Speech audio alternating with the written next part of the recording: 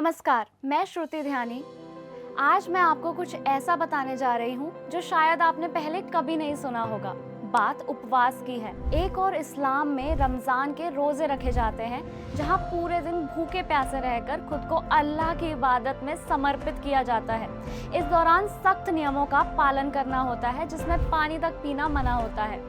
अगर गलती से रोज़ा टूट जाए तो उसे कज़ा या फिदिया के रूप में पूरा करना पड़ता है, यानी सज़ा स्वरूप इसके बदले में कोई काम करना पड़ता है। रमज़ान में दिन भर भूखे रहने से शरीर पर इसका नकारात्मक असर भी देखा जाता है।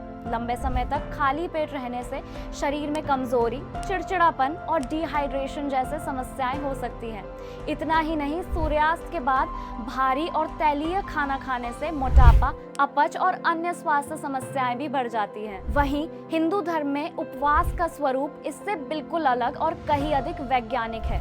हिंदू उपवास का उद्देश्य केवल धार्मिक आस्था नहीं, बल्कि शारीरिक, मानसिक और आध्यात्मिक शुद्धि है। हिंदू धर्म में उपवास के दौरान शरीर को पूरा पोषण मिलता है। फलाहार, दूध और हल्के सात्विक भोजन के सेवन से शरीर को आवश्यक ऊर्जा मिलती है और पाचन तंत्र को आराम मिलता है। आयुर्वेद के अनुसार उपवास से शरीर में वात, पित्त और कफ का संतुलन बना रहता है, जिससे शरीर में नई ऊर्जा का संचार भी होता है। उपवास के दौरान शरीर में ऑटोफैगी की प्रक्रिया शुरू होती है, जिससे शरीर की पुरानी और कमजोर कोशिकाएं नष्ट होती हैं और कई कोशिकाओं का निर्माण होता है। इससे न केवल शरीर की रोग प्रतिरोधक क्षमता बढ़ती है, बल्कि त्वचा में निखार आता है और मानसिक शांति मिलती है।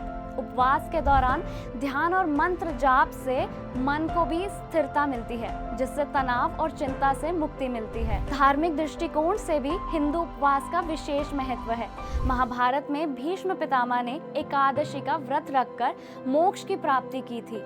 रामायण में माता सीता ने अशोक वाटिका में उपवास रखा था, जिससे प्रभु श्री राम को शक्ति और मार्गदर्शन प्राप्त हुआ था। नवरात्रि, शिवरात्रि, एकादशी जैसे उपवासों के माध्यम से व्यक्ति का आत्मबल बढ़ता है और मन की शुद्धि होती है। सामाजिक दृष्टिकोण से भी हिंदू उपवास एकता और सामूहिकता का प्रतीक है। सामूहिक उपवास और भंडारे से समाज में भाईचारे की भावना बढ़ती है। इसके अलावा उपवास का एक आर्थिक पक्ष भी है। उपवास के दौरान फल, दूध, सूखे मेवे और अन्य सात्विक चीजों की मांग बढ़ने से किसानों और छोटे दुकानदारों की आमदनी बढ़ती है।